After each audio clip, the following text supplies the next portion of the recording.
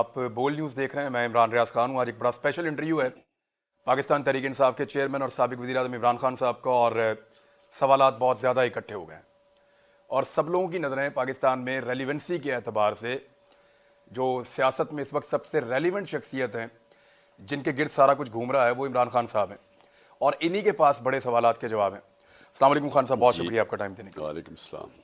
آپ نے مذاکرات کی پیشکش کی ہے.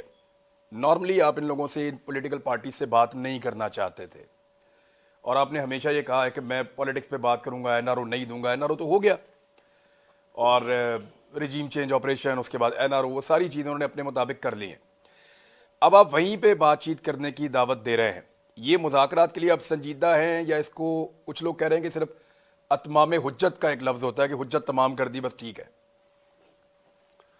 دیکھیں عمران, ان لوگوں سے میری کیا بات چیت ہو سکتی ہے؟ میں ان کو 35 سال سے جانتا ہوں, بلکہ شریف خاندان کو تو 40 سال سے جانتا ہوں. تو ان کا تو جو مقاصد ہیں پولیٹکس میں, اور یہ جو سارا واردات کرتے ہیں, باہر سے آتے ہیں یا ملک کے اندر ملک کو خون چوستے ہیں اور پھر پیسہ باہر لے جاتے ہیں. مشکل پڑتی ہے باہر چلے جاتے ہیں, جب این آر او ملتا تو واپس آ جاتے ہیں. تو ان کا مقاصد کیا, پہلے ذرا کلیئر ہو جائے نا. آپ جب تک کسی کا موٹیو نہیں پتہ چلواتے تو آپ کو پتہ نہیں چلتا کہ ان کے ایکشنز کیا ہیں. موٹیو ان کا یہ ہے کہ پہلے انہوں نے چوری کر کے پیسہ بنایا, اس چوری کے پیسے بنانے کے اندر سارے ادارے کمزور کرتے ہیں, اور ان کی فوج سے لڑائی ہوتی اس لیے ہے کہ وہ ایک ادارہ کنٹرول میں نہیں ہوتا, باقی کنٹرول کر کے تباہ کر دیتے ہیں, پیسہ باہر نکال لیتے ہیں. اور پھر ان کی جو ساری کوشش ہوتی ہے اس پیسے کو بچانے کے لیے, این آر او لینے کے لیے. تو ان کی تو آپ ان کا اٹھا کے دیکھ لیں, 30 سال سے ان کا یہ پیٹرن ہے. میری ان سے کیا بات ہوگی, کیونکہ میں چاہتا ہی یہ ہوں کہ اس ملک میں قانون کی حکمرانی ہو, انصاف ہو, کرپشن, اس طرح کے لوگوں کی طاقتور کی کرپشن ختم ہو. تو میرا تو مقصد ہی اپوزٹ ہے نا. اس وقت پرابلم کیا ہے؟ پرابلم یہ ہے کہ ملک بڑی تیزی سے جا رہا ہے نیچے. آج اسحاق ڈار, باقی لوگوں کو چھوڑیں, اسحاق ڈار اور مفتاح اسماعیل کی وہ آپس میں لڑ پڑے, اور لڑے کیا ہے, ایک دوسرے پہ ایلیگیشن لگا رہے. لڑے کیا ہے؟ مفتاح اسماعیل کہہ رہا ہے کہ یہ اسحاق ڈار ڈیفالٹ کی طرف لے کے جا رہا ہے. وہ ساری دنیا کو نظر آ رہا ہے ڈیفالٹ کی طرف. آمدنی گرتی جا رہی ہے, قرضے بڑھتے جا رہے ہیں. ساری دنیا سمجھتی ہے کہ اب یہ قرضوں کی قسطیں واپس نہیں کر سکتے. جو سی ڈی ایس, اس کا مطلب جو کہ ان کا رسک کا ہے, اب قرضے واپس کرنے کی رسک, وہ پہنچ گئی ہے 100% پہ. ہم جب تھے 5% پہ تھی. تو اس کا مطلب دنیا پہ بھی اعتماد نہیں ہے ان کے. اسحاق ڈار کہہ رہا ہے کہ اس نے غلطیاں کی ہیں پہلے, اس کے اوپر ڈال رہا ہے. بات یہ ہے کہ دونوں ٹھیک کہہ رہے ہیں, ملک جا رہا ہے اب. نہیں, لیکن یہ پہلے غلطیاں دونوں آپ پر ڈال رہے تھے, تو یہ آپ کو بہتر نہیں لگ رہا کہ آپ ایک دوسرے پہ ڈال رہے ہیں؟ نہیں, یہ ہونا ہی تھا, کیونکہ دیکھیں نا, اب انہوں نے کسی کو تو ذمہ دار ٹھہرانا ہے نا, جو ملک جا رہا ہے ڈیفالٹ کی طرف. ہمیں یہ کیسے ذمہ دار ٹھہرائیں جبکہ سارے اکنامک انڈیکیٹرز جو کہ پاکستان اکنامک ریویو کے اندر ہیں, جو انہوں نے شائع کیا ہے, جو بتاتا ہے کہ سال میں کس طرح کی اکنامک پروگریس ہوا یا نہیں ہوا, اس کے اندر سارے انڈیکیٹرز جو ہمارے دور میں تھے وہ پازیٹیو تھے. آپ کی نظر میں ان دونوں میں سے کوئی ایک قصوروار ہے, یا کوئی اور قصوروار ہے, یا ان کو لانے والا قصوروار ہے؟ ان کو لانے والا سب سے زیادہ قصوروار ہے. اور یہ ان کو قصوروار اس لیے نہیں ہم ٹھہرا سکتے کہ مجھے یہ بتائیں کہ ان کے ہوتے ہوئے وہ سنہری دور کون سا تھا, یعنی کون سا ایسا دور تھا کہ انہوں نے معیشت اوپر اٹھا دی. عمران, آپ یاد رکھیں کہ 90 کی دہائی میں, 90 سے پہلے, ڈاکٹر عشرت حسین اپنی کتاب میں لکھتے ہیں, بڑا ان کا پاکستان کی اکانومی کے اوپر کنٹرول ہے اور جائزہ ہے. وہ کہتے ہیں کہ 90 کی دہائی تک پاکستان سارے برِ صغیر میں سب سے آگے تھا, اکنامک پروگریس ہمارا سب سے آگے تھا. جب سے یہ دو چور خاندان آئے ہیں, ہم ہندوستان سے پہلے پیچھے گئے, پھر بنگلہ دیش سے پیچھے چلے گئے. تو ہمارا ملک تو پیچھے کی چلا گیا جب سے یہ آئے ہیں. تو ان کا کون سا دور تھا جب انہوں نے آ کے ملک کو ٹھیک کیا؟ 30 سال سے دونوں حکومت کر رہے ہیں. اور یہ ہمیں پتا تھا. ہم نے ملک کو سنبھال کے اوپر بینکرپٹ ملک چھوڑ کے گئے. 99 میں بھی ملک کو بینکرپٹ کیا, 2018 تک پھر بینکرپٹ کر کے چھوڑ کے گئے. ایکسپورٹ سٹیگنٹ کر کے چلے گئے, آمدنی کم تھی, میکسیمم ہمارے اوپر چھوڑ کے چلے گئے. کرنٹ اکاؤنٹ ڈیفیسٹ یعنی بیرونی قرضہ 20 ارب کا میکسیمم تھا. ادھر سے ہم نے اٹھایا, یہ پھر واپس نیچے لے آئے. تو اصل میں تو ذمہ دار وہ ہیں جنہوں نے ان چوروں کو ہمارے اوپر مسلط ہونے دیا, اصل وہ ذمہ دار ہیں. اور یہ وہ لوگ ہیں جنہوں نے وہی کیا جو یہ ہمیشہ کرنا تھا. انہوں نے اٹھا کے یہاں سے اپنے سارے قرضے معاف کروا لیے, چوری پہ پوری طرح لگ گئے ہیں سارے. پھر سے ملک نیچے جا رہا ہے, مقروض ہوتا جا رہا ہے, اور انہوں نے باہر بھاگنا ہے. اس کے بعد یہ ملک چھوڑ کے باہر بھاگیں گے. میں نے جو پیشکش کی تھی مذاکرات کی, وہ صرف یہ کہ ہم نے تو اب الیکشن کروانے ہیں اپنے 2 صوبوں میں, اسمبلیاں ڈیزالو کر. سر ایک سیکنڈ یہاں رک جائیں ذرا, کیونکہ آپ ایک اور جگہ پہ معاملے کو لے گئے تھے کہ ان کو لانے والے قصوروار ہیں, وہ ان کو لے کر آئے.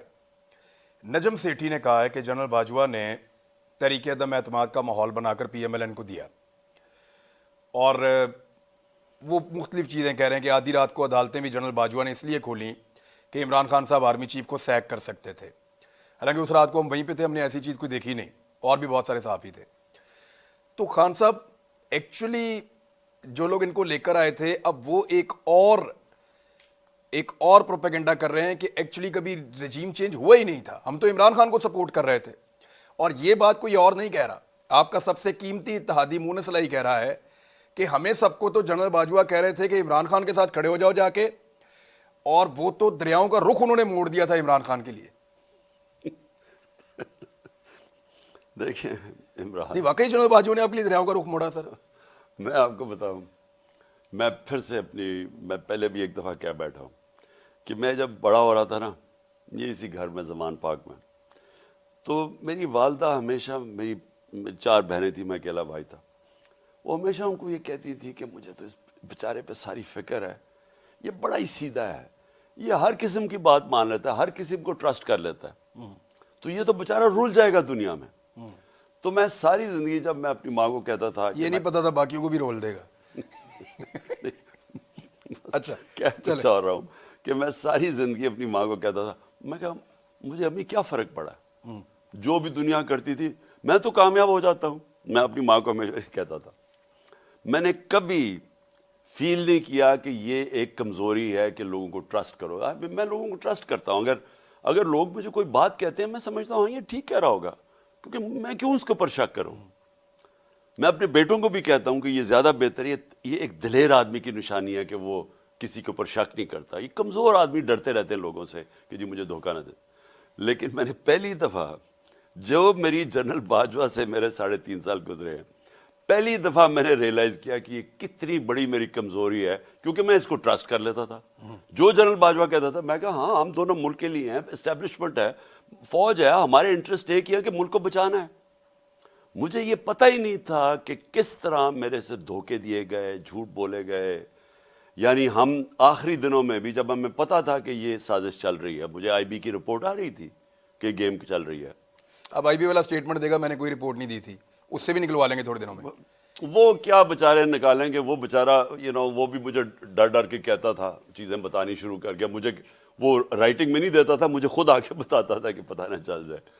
تو وہ جب ہمیں پتہ چل گیا کہ پوری گیم ہوئی ہے, نواز شریف سے ان کی بات چیت چل رہی ہے, انہوں نے پلان بنا لیا ہے, خاص طور پہ جب فیض کو جب ہٹایا تو اس کے بعد ان کی گیم تو چل پڑی تھی, تو مجھے تو پتہ تھا. میں جب جنرل باجوہ سے پوچھوں, ہو ہی نہیں سکتا, ہم تو کنٹینیوٹی چاہتے ہیں, ہمیں تو یہ.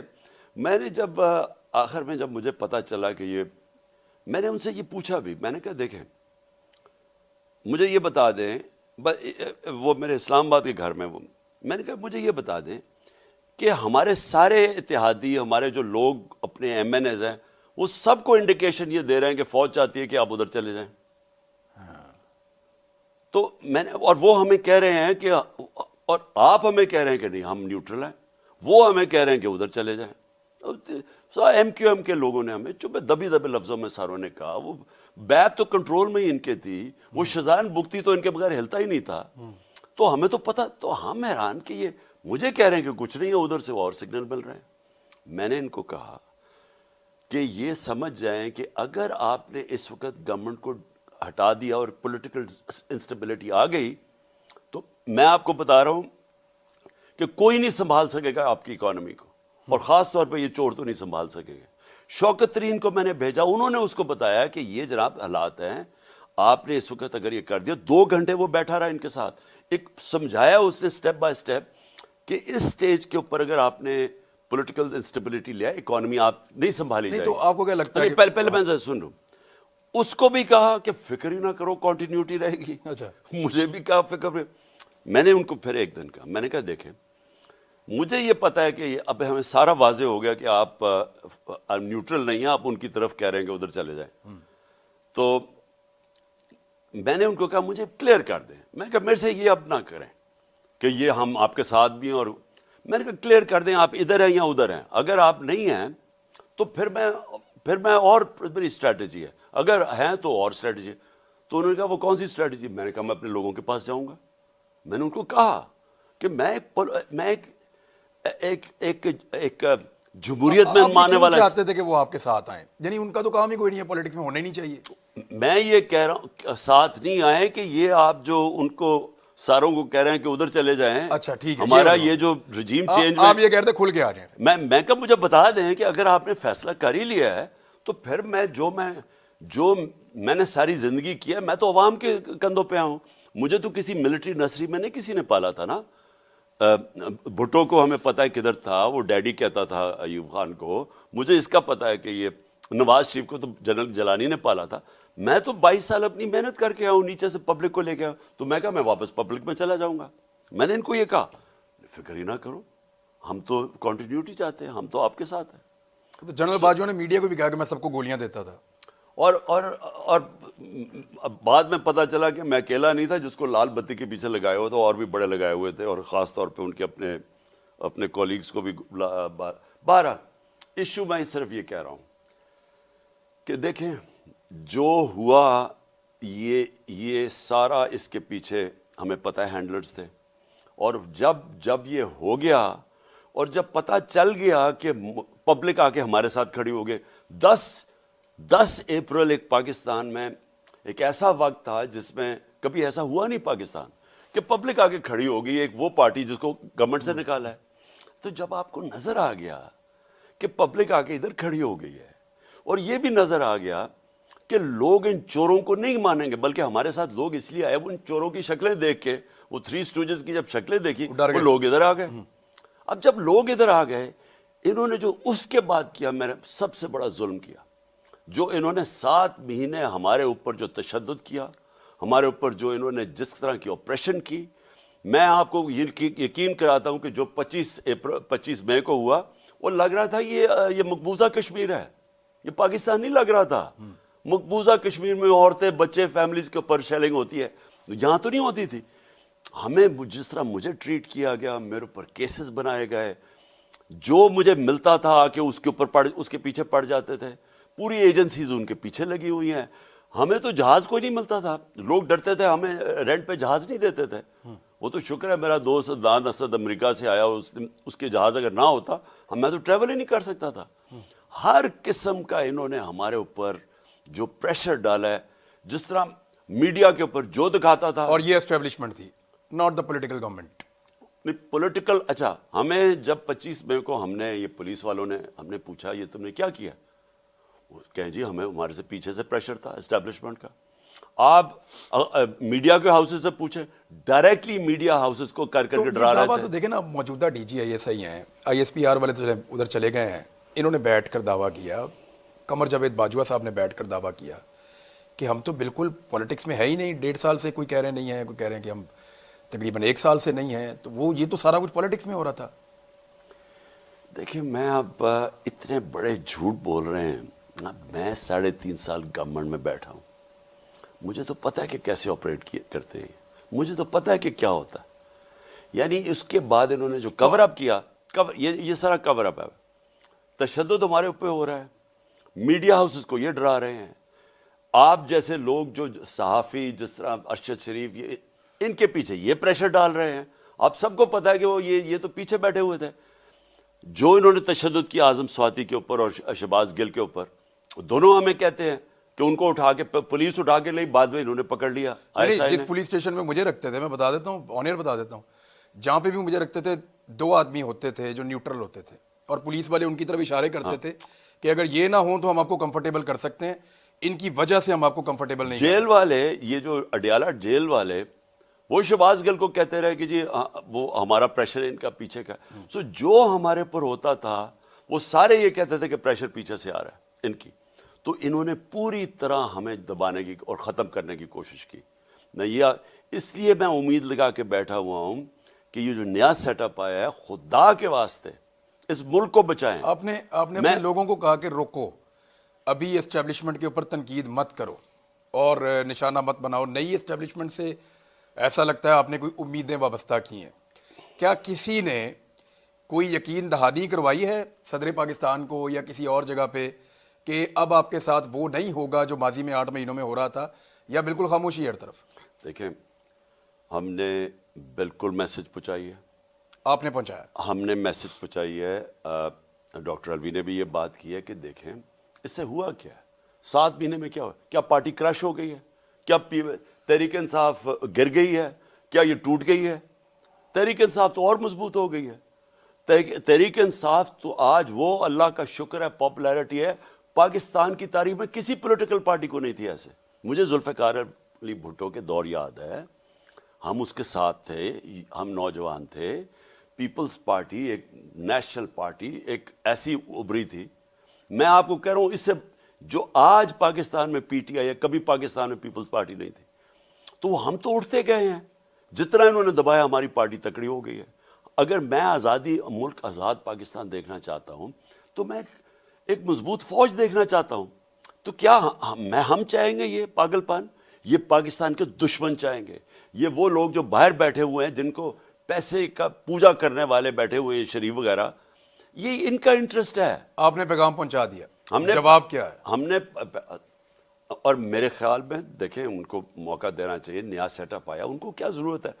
جو آپ کا چلیں میں تھوڑا سا اگر آپ جواب دینا چاہیں تو آپ بتا دیں کہ مونس علائی کو غلط فہمی ہے اس بارے میں کہ اسٹیبلشمنٹ نیوٹرل ہے، یا اسٹیبلشمنٹ آپ کے ساتھ کھڑی تھی جب آپ کی حکومت جا رہی تھی؟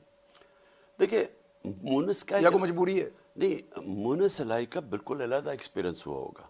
ٹھیک ہے، دیکھیں نا، ہو سکتا ہے ان کو کچھ اور کہا گیا ہو. نہیں، ان کو کہا گیا ہوگا کہ یہ پی ٹی آئی کے ساتھ چلو، لیکن وہ دوسرا والا جو چلا گیا نون لیگ میں، اس کو بھی کہا ہوگا کہ ادھر چلے جاؤ. اچھا، ادھر بھی نمبر پورے کر دیے تو یہ جو ڈبل گیم چل رہی تھی، ویسے میں آپ کو بتاؤں، جتنی ڈبل گیم جنرل باجوہ نے کھیلی ہے نا، یعنی وہ کبھی کسی کو کچھ کہہ، ہمارے اپنے لوگوں کو کسی کو کوئی پیغام جا رہا ہے، کسی کو کوئی اور جا رہا ہے. عجیب اس کی ویسے ایٹیٹیوڈ. دیکھیں لیکن ہوا کیا اینڈ میں؟ فائدہ تو نہیں ہوا نا، ایکسپوز تو ہو گئے. اب یہ جو ذلت انسان تو نہیں دے سکتا نا. مجھے یہ بتائیں کہ ہم اللہ میں ماننے والے جو لوگ ہیں، ہمارا ایمان، عزت اور ذلت اس کے ہاتھ میں نا. مجھے یہ بتائیں کہ مجھے تو اصولاً جو انہوں نے کیا تھا میرے ساتھ، جو میں ایک ڈائری اٹھا کے نکلا تھا پی ایم ہاؤس سے، اس کے بعد اصولاً مجھے ذلیل ہو جانا چاہیے تھا. ہوا کیا؟ مجھے اللہ نے وہ عزت دی جو میری زندگی میں تصور نہیں تھا ایسی ملے گی. تو اس سے تو آپ کو واضح ہو جانا چاہیے نا کہ اوپر والے کے ہاتھ میں سب کچھ ہے. آپ جو مرضی کر لیں، فیصلہ وہ آپ کے اعمال کے اوپر کرتا ہے. بے شک اس میں کسی کے تو اعمال غلط تھے نا جو کہ ذلت ملی ہے. نیت کے اوپر اللہ تعالیٰ. اچھا، اس میں مجھے یہ بتائیں، نیت اور اعمال. بے شک.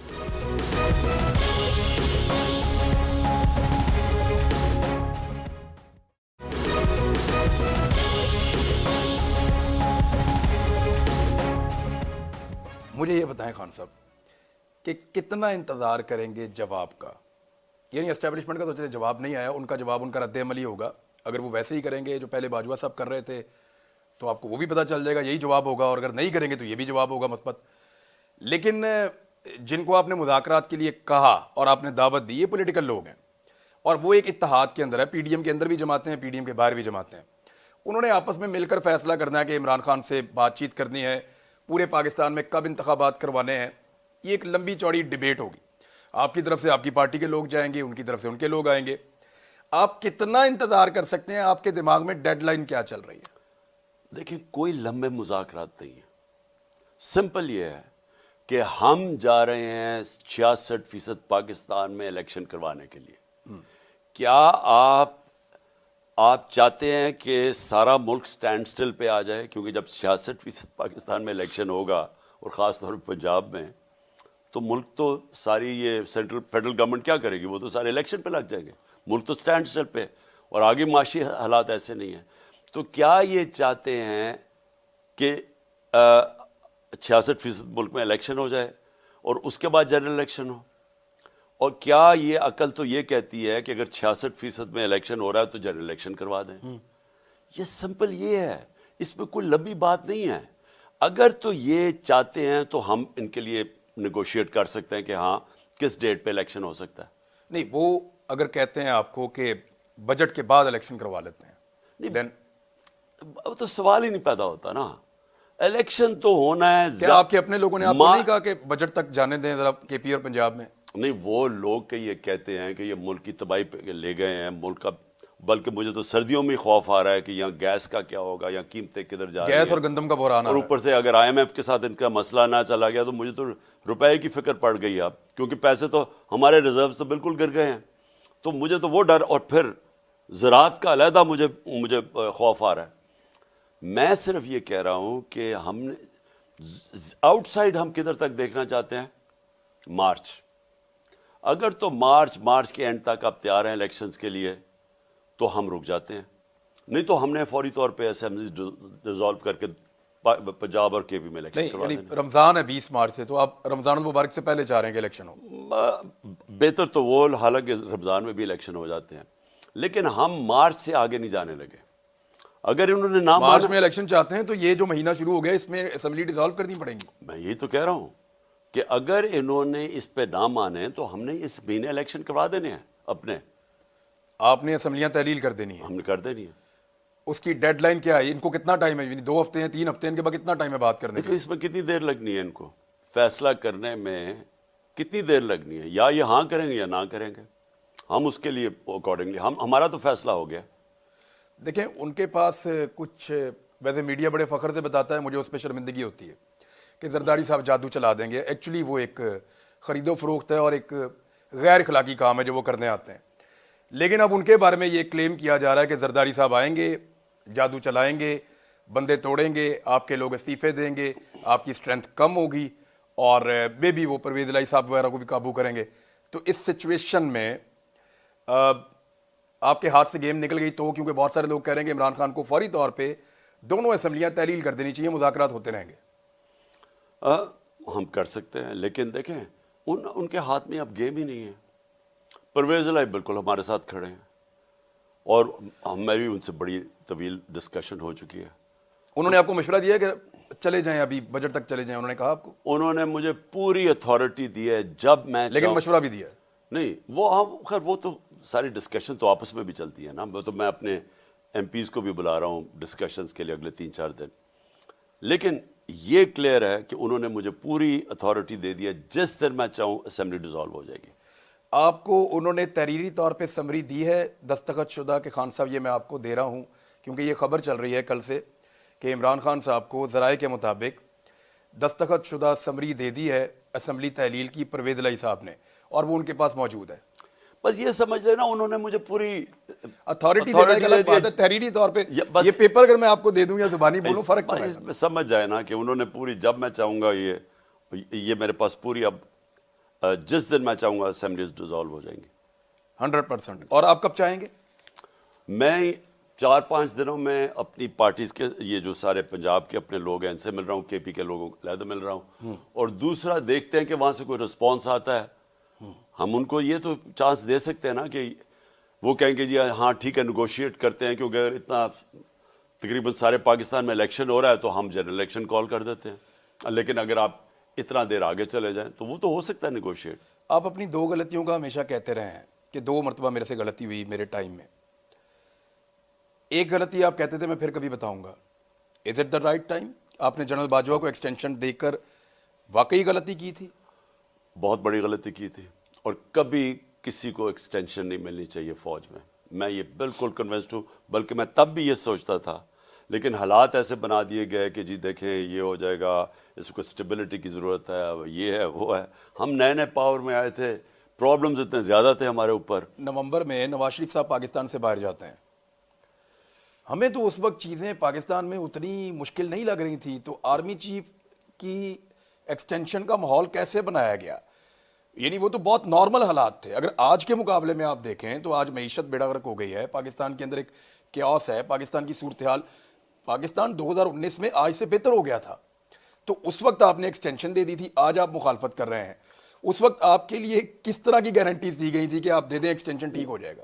دیکھیں کوئی گارنٹیز نہیں تھی, میں نے کوئی گارنٹیز نہ مانگی نہ دی.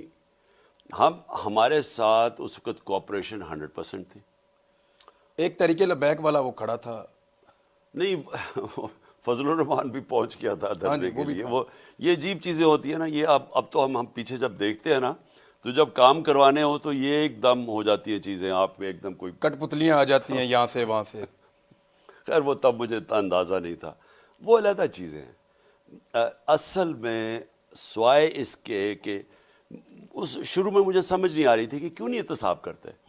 میں ان کو کہتا تھا, میں نے کہا میری تو پارٹی, میرا تو 22 سال سے ہمارا یہ ہے کہ جب تک اس ملک میں آپ احتساب نہیں کریں گے, طاقتور کا, کمزوروں کا نہیں, طاقتور کا رول آف لا قائم نہیں ہوگا. کوئی ملک آگے نہیں بڑھ سکتا جس کے اندر انصاف نہ ہو. جو رول آف لا ہے نا جی, کیونکہ میں نے تو باہر کے سسٹمز دیکھے ہوئے ہیں نا, تو آپ اگر آج یہ ملک ترقی کر گئے ہیں, خوشحال ہیں, برطانیہ ہے, یہ یورپ ہے, ان سب میں رول آف لا ہے. کوئی طاقتور قانون سے اوپر نہیں, کوئی قبضہ گروپ نہیں, کوئی تھانے کچہری کی پولیٹکس نہیں, کوئی پلاٹس کے اوپر قبضے نہیں ہو جاتے. لوگوں کو انصاف ملتا ہے, وہ پھر آزاد ہو جاتے ہیں, ان کے حقوق ہیں, وہ آگے نکل جاتے ہیں. میں ان کو یہ سمجھا رہا تھا کہ جب تک آپ ان کو نہیں نیچے لے کے آتے اور یہ اس طرح دندناتے پھریں گے, یہ ملک کو آگے نہیں چلنے دیں گے. میں ان کو سمجھاتا گیا, وہ کہیں آپ فکر نہ کریں, ہم یہ, اور وہ ان سے ڈیلز کرتے رہیں. وہ کبھی کسی کو 2 ہفتے اندر کوئی جیل میں گزار کے وہ پھر باہر آ جائے, گالیاں مجھے نکالے. کنٹرول میرے میں نہیں تھی, نیب تو میرے کنٹرول میں نہیں تھے, وہ تو ان کے کنٹرول میں تھی. یہ مین ڈفرنس تھا. اگر آپ میرے سے پوچھیں نا کہ پرابلم کدھر آ رہا تھا, وہ یہ تھا کہ یہ بلیو ہی نہیں کرتے تھے, یہ کرپشن کو بری چیز سمجھتے ہی نہیں تھے. تو یہ غلطی آپ سے ایکسٹینشن کی ہو گئی, اور اس کے بعد ساری جماعتوں نے مل کر جب ایکسٹینشن دی جنرل قمر جاوید باجوہ صاحب کو, جس طرح تمام اراکین پہنچے اور پہنچ کے انہوں نے ووٹ ڈالا, جیسے شادی میں پنجابی میں کہتے ہیں نیوندرا ڈالنے آئے ہیں.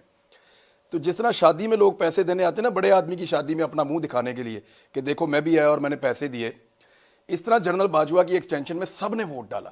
اس وقت آپ کو حیرت نہیں ہوئی کہ باجوہ صاحب نے یہ سارے کیسے اکٹھے کر لیے؟ اس کے بعد تب سے مجھے فیلنگ ہوئی کہ انہوں نے بات چیت شروع کر دی تھی نون لیگ سے. اصل میں ان کی تب بات چیت شروع ہو گئی تھی, جیسے وہ آئے جوک در جوک ووٹ ڈالنے. اور نہیں انہوں نے ان کو ادھر سے میرے خیال میں کوئی ایشورٹی بھی دی ہوگی. ایشورٹی تو خیر وہ سب کو دے دیتے تھے, لال بتی کے پیچھے تو سب لگ جاتے تھے, لیکن میرے خیال میں ادھر سے انہوں نے بات چیت ان سے شروع کی, جو آخر میں پھر جب یہ جنرل فیض کو ہٹایا گیا تب کلیئر ہو گیا کہ انہوں نے ان سے پھر فیصلہ کر لیا تھا مجھے ہٹانے کا. اعظم سواتی کے ساتھ جو ہو رہا ہے, اعظم سواتی پورے ادارے کے لیے ایک چیلنج بن گئے ہیں. مصیبت یہ ہے کہ ان کی عمر 75 سال ہے, اور وہ کھڑے ہو کر ہر جگہ کے اوپر وہ نام لے کر کہتے ہیں کہ فلاں بندہ فلاں بندہ فلاں بندہ, اور اس ادارے سے وہ بندہ ہے, انہوں نے مجھے ننگا کیا اور انہوں نے ویڈیو بنا کے بھیجی ہے, اور یہ دھمکاتے رہیں. اب اس طرح کے آدمی سے کیسے اسٹیبلشمنٹ اپنی جان چھڑوا سکتی ہے؟ حالانکہ پہلے والے جو ہیں وہ چلے گئے ہیں. یہ چیلنج نئے والوں کے لیے بھی ہے. خان صاحب اس کا کوئی سلوشن ہے آپ کے پاس؟ دیکھیں پہلے یعنی اب وہ پھر گرفتار ہو گئے, ان کو پہنچا دیا ادھر, اور وہاں ٹھنڈ ہے کوئٹہ میں, وہ بیمار ہو گئے ہیں آج بہت زیادہ. مجھے پتا کہ کتنا برا ریاکشن ہے. پہلے اس کو گندا ننگا کر کے مارنا, ایک 75 سال پوتا پوتی کے سامنے مارنا پہلے, پھر ننگا کر کے جا کے, اور وہ کہتا ہے یہ ISI کے لوگ لے کے گئے تھے. اس کے بعد جو ویڈیو, جو ہسبینڈ وائف کی ویڈیو جو فیملی کو دی گئی نا, ایک تو مارنے پہ لوگوں, لیکن ویڈیو کا سارے پاکستان کے گھروں میں, ہماری کنزرویٹو قوم ہے, سب ایک اتنا برا اس کا ریاکشن آیا. تو میں سوچتا ہوں کہ جب نئے سیٹ اپ آیا ہے تو اپنے آپ کو ڈسٹنس کریں اس چیز سے جس سے ایک سارے ادارے کو نقصان پہنچ رہا تھا. تو مجھے تو بڑا افسوس ہوا ہے کہ جو اعظم سواتی سے ہو رہا ہے, اور ابھی تک کوئی نظر نہیں آ رہا کہ انہوں نے پالیسی چینج کی. اب سلوشن کیا ہے اس کا؟ دیکھیں آپ کو حیرت نہیں ہوتی کہ عدالت اس کا نوٹس نہیں لے رہی؟ ایک 75 سال کا آدمی جو اپر ہاؤس کا ممبر ہے, پوری دنیا کے اندر یہ 104 لوگ پاکستان کی نمائندگی کرتے ہیں, اور یہ 104 لوگ پاکستان کے بہترین لوگ قرار دیے گئے ہیں آئین پاکستان کے مطابق. تو یہ بیسٹ لوگ ہیں جو اپر ہاؤس میں چلے گئے ہیں. اب یہ پاکستان کے ایک ایسے آدمی کے ساتھ 75 سال کی عمر میں جو ہو رہا ہے، عدالتی نوٹس نہ ہونے پر آپ کو حیرت نہیں ہوتی؟ بہت. میں بالکل عمران آپ سے کہوں گا کہ مجھے تو میں ایک طرف اپنے قوم کو چاہتا ہوں کہ ہماری جوڈیشری کی عزت کریں، کیونکہ بہت ضروری ہے کہ اصل میں تو جو میرے ہاتھ ساری تحریک تھی انصاف کی 26 سال پہلے، اس کا مقصد ہی رول آف لا ہے. رول آف لا امپلیمنٹ کرتا ہے آپ کی جوڈیشری. اب جب جوڈیشری یہ تماشا دیکھ رہی ہے ظلم ہو رہا ہے اور بار بار لوگ اس کی طرف دیکھ رہے ہیں، میں تو حیرت ہے کہ وہ ایکٹ ہی نہیں کر رہا ہے اس کے اوپر. دیکھیں سو موٹا ایکشن لے لیا، 12 بجے عدالتیں کھلوا لی، وہ اس کے اوپر الیکشن لے لیا وہ اسپیکر کی رولنگ پہ. اور یہ اتنا بڑا ایک انٹرنیشنل ایشو بنتا جا رہا ہے، ساری دنیا میں اس کی خبریں گئی ہیں کہ سینیٹر سے یہ ہو رہا ہے، اور اگر سینیٹر سے یہ ہو سکتا ہے تو باقی تو کوئی بھی سیف نہیں ہے. ارشد شریف کے لیے ہم نے درخواست کی لوگوں سے، اور لوگ لاکھوں کی تعداد میں خطوط لکھ رہے ہیں اور سپریم کورٹ کو روز کہہ رہے ہیں کہ ایک انڈیپینڈنٹ جوڈیشل کمیشن بنا کے اس کی انکوائری کریں. اور اسپیشلی جو مدعی تھے، چاہے وہ اعظم سواتی کے ہیں چاہے ارشد شریف کے ہیں، 22 مدعی تو میرے ہیں، ان میں سے کوئی بھی سامنا کرنے کو تیار نہیں ہے کہ ہم نے ان کے اوپر غداری اور بغاوت کے مقدمے درج کروائے ہوئے ہیں. ان میں سے کوئی منشیات فروش ہے، ان میں سے کوئی جو ہے وہ جوئے کے اڈے ہیں کسی کے، ان میں سے کوئی جو ہے وہ اسمگلر ہے. اس طرح کے لوگوں سے پرچے کروائے ہوئے ہیں، وہ اب سامنے نہیں آ سکتے. خان صاحب، ارشد شریف صاحب کے لیے آپ سے گزارش ہے کہ ایک خط آپ بھی لکھ دیں، کیونکہ میں جس کو مل رہا ہوں ہم سب کو کہہ رہے ہیں ایک چھوٹا سا 2 لائن کا خط، 4 لائن کا آپ بھی لکھ دیں چیف جسٹس کو. تو کیا آپ لکھیں گے اور آپ اس کو کیا سمجھتے ہیں؟ دیکھو ہم نے تو اپروچ کیا ہوا ہے چیف جسٹس کو 3 چیزوں کے اوپر، اعظم سواتی، ارشد شریف اور میں جو کہ ایکس پرائم منسٹر ہوں. میرے اوپر یہ گولیاں ماری گئیں، 3 گولیاں لگی مجھے، اور میں اپنی ایف آئی آر ہی نہیں کٹوا سکا. اپنی گورنمنٹ کے ہوتے ہوئے پنجاب میں، اپنی پولیس کے ہوتے ہوئے، میں جو میرا رائٹ ہے. دیکھیں ایف آئی آر لوگوں کو سمجھ نہیں آتی. ایف آئی آر کا مطلب ہوتا ہے جو افیکٹڈ پارٹی ہے اس کا یہ حق ہے کہ میں پہلی فرسٹ انفارمیشن رپورٹ میں بتاؤں کہ کون لوگ ذمہ دار ہیں. میں 2 مہینے سے میں کہتا آ رہا ہوں کہ میرے اوپر یہ واردات ہونے لگی ہے، کیونکہ مجھے تو انفارمیشن تھی ساری اس کی. میں ایسے تو نہیں بولا، مجھے تو پتہ چلتا جا رہا تھا. میں اس کو تو نام لے نہیں سکتا تھا، ہر چیز رجسٹرڈ تھی، لیکن مجھے پتا تھا کہ کیا کرتے جائے، کس نے ویڈیو بنائی، اس کے اوپر یہ کوئی وقار ستی ان کا چمچہ ہے، یہ اسٹیبلشمنٹ کا، ان کا آئی ایس آئی کا، اس نے کیسے اس کو اٹھایا، پھر اس کو پی ٹی وی کے اوپر 4 دن چلایا، پھر یہ مریم نے اور جاوید لطیف نے پریس کانفرنس کی. ہمیں تو سارا پتہ ہے کہ انہوں نے بلڈ اپ کیسے کیا کہ یہ جنونی انتہا پسند، اور اس کے الفاظ ایگزیکٹلی وہی ہیں. اور اچھا گمراہ کرنے والے لفظ وہ وہاں پہ ٹیلی ویژن پہ بھی، ہر ٹویٹ کے اندر بھی، اور وہ جو مارنے والا اس نے بھی وہی الفاظ استعمال اور اس مارنے والے نے پہلی چیز کی کہ میں اکیلا ہوں. جے آئی ٹی کی رپورٹ ہے کہ کم از کم 2 تو ڈیفینیٹ شوٹر تھے، تیسرا شوٹر کی بھی وہ بات کریں. 3 لوگ تھے جنہوں نے یہ کر رہا تھا. تو وہ اس نے اکیلا کیوں کہا؟ کیونکہ وہ طوطے کو پڑھایا گیا تھا. اور پڑھایا کس نے گیا تھا؟ یہ ڈرٹی ہیری نے پڑھایا تھا اس کو. اور اس کے ساتھ ملے ہوئے تھے یہ سارے جنہوں نے پورا ان کی رانا ثناء اللہ قاتل اور یہ شہباز شریف، یہ ایکسٹرا جوڈیشل کلنگ اور مارشل لاء کا قاتل، انہوں نے مل کے پلان کیا تھا. اور میں اپنی ایف آئی آر نہیں ریکارڈ کروا سکا. آپ جو تسنیم حیدر کہہ رہا ہے برطانیہ میں، وہ اپنے آپ کو خطرے میں ڈال رہا ہے ہلاکت میں. وہ کہہ رہے جی نواز شریف نے شوٹرز کی اویلیبلٹی کے اوپر بات کی تھی میری موجودگی میں، اور مجھے کہا گیا تھا، جس کا بعد میں نے انکار کیا تھا. تو وہ آپ اس کو اہمیت دیتے ہیں یا اس کو بائی کرتے ہیں؟ دیکھیں مجھے موٹیو کس کا ہے، کون چاہتا تھا کہ عمران خان مر جائے؟ وہ چاہتے تھے لوگ جن کو خطرہ تھا کہ اب الیکشن میں اس کا مقابلہ نہیں کر سکتے، اور اگر الیکشن میں مقابلہ نہیں کر سکتے تو اچھا ڈسکوالیفیکیشن، توشہ خانہ، فنڈنگ کیس، وہ سارے بیچارے بیٹھ گئے ہیں. وہ ان کو پتا کہ وہ کیس ہے ہی نہیں، عدالت میں باہر چلے جائیں گے، وہ کیس ہی نہیں ہے. تو کدھر اینڈ میں پبلک بڑھتی جا رہی ہے. انہوں نے سمجھا کہ پبلک اب کم ہوگی، اب کم ہوگی. وہ پہلے ایک الیکشن ہوا، اس میں جب انہوں نے جب دوسرا الیکشن نیشنل اسمبلی کا، انہوں نے 13 پارٹیز نے مل کے ایک عمران خان کے خلاف لڑا، اور حلقے وہ چنے انہوں نے جو کہ سب سے کمزور حلقے تھے، اور ان کی پی ڈی ایم کی دگنی ووٹ تھی ہمارے سے. جب ادھر ہارے نا، یہ ان کا پلان بن گیا تھا مارنے کا، اور مجھے پتا تھا. اب بات یہ ہے کہ ان لوگ موٹیویشن سب سے بڑی نواز شریف، سب سے زیادہ جس کو خطرہ ہے نا کہ میں نے محنت سے 30 سال میں اربوں ڈالر کمایا ہوا ہے، وہ اربوں ڈالر اس کو نظر آ رہا ہے خطرے میں کہ اگر عمران خان پاور میں آ جاتا ہے. اس لیے اس کی نمبر 1 موٹیویشن یہ اس کے ساتھ بغل بچہ شہباز, یہ تو اس کے ساتھ ہی, اس کو ان دونوں کو پتا تھا. اور اس کے علاوہ کون کس کو تھا, یہ جو ملا ہوا تھا ان کے ساتھ جو کہ انٹیلیجنس کا آدمی ڈرٹی ہیری, یہ ان کے ساتھ ملا ہوا تھا, انہوں نے پلان کیا تھا. اوپر سے اس کے علاوہ اور کسی کو اوپر پتا تھا, وہ اگر انویسٹیگیشن ہوگی تو سامنے آ جائے گا. خان صاحب فائنلی آپ نے غور کیا کہ دہشت گردی واپس آ رہی ہے, آپ ٹی ٹی پی کے ساتھ آپ کی لڑائی شروع ہو گئی ہے, افغان طالبان کے ساتھ آپ کی بات چیت جو ہوتی تھی وہ اب نہیں ہو رہی ہے, انڈیا دوبارہ افغانستان کے اندر اپنے آپ کو مضبوط کر رہا ہے. یہ ساری چیزیں پچھلے 7 مہینے میں اتنی خاموشی سے ہوئی ہیں اور اتنی تیزی سے بارودی سرنگیں بچھی ہیں, اور بلوچستان کے حالات دوبارہ خراب ہو رہے ہیں. اکانومی کو سنبھالنا, دہشت گردی کو سنبھالنا, چیلنجز بڑھتے چلے جا رہے ہیں. کیا آپ سمجھتے ہیں کہ یہ آپ کی پارٹی اب کر پائے گی جلدی, اگر آپ کو موقع ملتا تو؟ دیکھیں میں ایمانداری سے کہتا ہوں کہ یہ جو اوپر آ کے بیٹھے ہوئے نا چور, انہوں نے تو وہی کیا ہے جو ہمیں پتا تھا انہوں نے کرنا ہے. انہوں نے اس ملک کو پیچھے لے کے گئے 30 سالوں میں. ان چوروں نے اپنی دولت اسمانوں پہ لے گئے, ملک کو مقروض کر دیا. ان کے دور میں ہوا نا. آج کہتے ہیں کہ جی یہ کس نے یہ ماحول ہمیں کہہ رہے ہیں, ہم تو 3.5 سال کے لیے آئے ہیں, ہم تو چھوڑ کے گئے پاکستان جو کہ اوپر جا رہا تھا. 30 سال یہ دونوں نے حکومت کی ہے. مجھے بتا دیں 30 سال میں انہوں نے جو ملک سے کیا ہے, اگر بنگلہ دیش آگے نکل گیا تو اس سے زیادہ ہمیں شرم کی کیا بات ہے.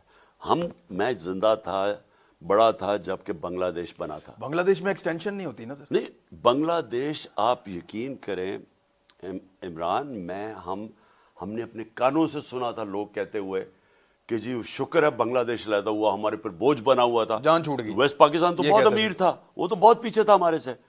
وہ ہمارے سے ان 2 چوروں کے خاندانوں کی وجہ سے آگے نکل گیا, کیونکہ انہوں نے تو ملک کو تباہ کر دیا. اب ان کے پیسے ہیں باہر پڑے ہوئے, ان کو جب پرابلم آتا ہے انہوں نے باہر بھاگ جانا. ان کا پاکستان کا اور انٹرسٹ, میں نے جب پہلے دن میں جب خطاب کیا تھا پاور میں آیا, میں نے کہا پاکستان کا انٹرسٹ علیحدہ ہے, ان کا علیحدہ ہے. یہ جب پاکستان میں آئیں گے یہ پاکستان کو نقصان پہنچائیں گے, پاکستان کی سیکیورٹی کو نقصان پہنچائیں گے, کیونکہ اگر اکانومی ہماری بیٹھ گئی, ہم ڈیفالٹ خدا نخواستہ کر گئے, تو سب سے بڑا مسئلہ آئے گا پاکستان کی سیکیورٹی کا. اور سیکنڈلی یہ جو لوگ آئے ہوئے ہیں, یہ جو اب اوپر مسلط ہے, ان کو نہیں پتا کہ ایک دم یہاں دہشت گردی بڑھ گئی ہے, کے پی کے اندر یہ جو بڑھتا جا رہی ہے دہشت, کیا ان کو نہیں پتا تھا؟ ان کا انٹرسٹ ہی نہیں ہے. کیا ان کو نہیں پتا اکانومی بیٹھ رہی ہے؟ ان کا انٹرسٹ ہی نہیں. اپنے قرضے اپنے چوری معاف کروانا, 1100 ارب معاف کروانا, ایک کا کیس بند ہوتے جا رہے ہیں, اربوں روپے کے ان کے کیسز ہر روز, وہ جو انہوں نے نیب میں چینج کیا قانون وہ بند ہوتے جا رہے ہیں. تو ان کا کہاں انٹرسٹ ہے پاکستان کا؟ کب یہ پاکستان میں کھڑے ہوئے ہیں؟ جب موقع ملتا ہے یہ باہر بھاگ جاتا ہے. نواز شریف اور زرداری صاحب نے کہا ہے کہ عمران خان صاحب اگلا الیکشن جب ہوگا تب تک نہ صرف نیب کی وجہ سے جیل میں ہوں گے بلکہ نااہل ہو چکے ہوں گے. دیکھیں نا, یہ بھی المیہ ہے, یہ قیامت کی نشانی ہے کہ آصف زرداری کہہ رہا ہے کہ نیب کے ذریعے کوئی جیل ہوگا. وہ آدمی جو دنیا کے اندر یعنی کرپشن کا ایکسپرٹ مانا جاتا ہے, دنیا میں اس کی کتابیں لکھی ہوئی اس کی چوری کے اوپر, جو وہ برطانیہ کا اخبار لکھتا ہے کہ جی جو بھی برطانیہ کا, اس سے ہاتھ نہ ملا دینا آپ کی انگلیاں شاید غائب ہو جائیں. یہ ان کے اخبار کے اندر زرداری پہ ہے. مسٹر 10%, بی بی سی کی چوری کی فلم نواز اور اس پہ بنی ہوئی ہے کرپشن کی. وہ کہہ رہا ہے کہ عمران خان جیل میں چلا جائے گا, نااہل ہو جائے گا. یہ ان کی خواہشیں ہیں نا, کیونکہ اور اس کو زرداری کو پتہ ہے کہ میں انشاءاللہ آپ کو آج رائٹنگ میں دوں گا کہ میں سندھ میں جاؤں گا اور میں اس کو شکست دوں گا. انشاءاللہ میں آپ کو چیلنج, سندھ کے لوگوں کو آزاد کرواؤں گا زرداری سے انشاءاللہ. اگر 2 حصوں میں الیکشن ہوتے ہیں, کے پی میں اور پنجاب میں الگ ہو جاتے ہیں اور پھر سندھ کے الگ ہوتے ہیں, پھر تو آپ سارے سندھ میں گھس جائیں گے. میں تو اللہ سے دعا کر رہا ہوں کہ یہ ہم نے ان کو جو موقع دیے ہے, اگر انہوں نے نہ لیا تو میں تو دعا کر رہا ہوں کہ اللہ مجھے ذرا سندھ میں ایک دفعہ موقع دے دے پھرنے کا, کیونکہ اب تک ہم پھنسے رہے نا, مجھے پوری طرح کیمپین کرنے کا ٹائم نہیں ملا. بہت شکریہ عمران خان صاحب, تھینک یو ویری مچ. ناظرین آپ سن رہے تھے پاکستان تحریک انصاف کے چیئرمین عمران خان صاحب کو, اور انہوں نے یہ بھی بتایا کہ ڈاکٹرز کے مطابق 1 مہینے کے بعد مزید وہ واک کرنا شروع ہو جائیں گے. تو امید کرتے ہیں کہ وہ صحت مند ہو کے اپنے پیروں پہ کھڑے ہو کر واک شاک کریں گے. اللہ تعالیٰ ان کو صحت دے. Thank you very much. اپنا خیال رکھیے گا. اللہ حافظ.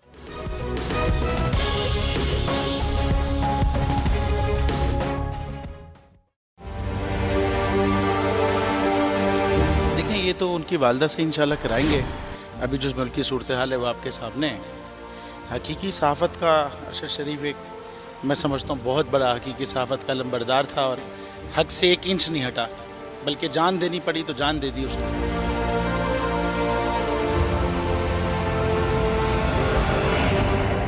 تو یہ یادگار کیا ہمارے دلوں میں رہتا ہے. وہ یہ تو صرف ایک دستک دیتی رہے گی یادگار. میں سمجھتا ہوں کہ جو رکے تو کوہ گراں تھے ہم, جو چلے تو جہاں سے گزر گئے, رہے یار ہم نے قدم قدم تجھے یادگار بنا دیا. یہ ارشد شریف کے لیے میرے خیال ہے لکھا گیا ہے.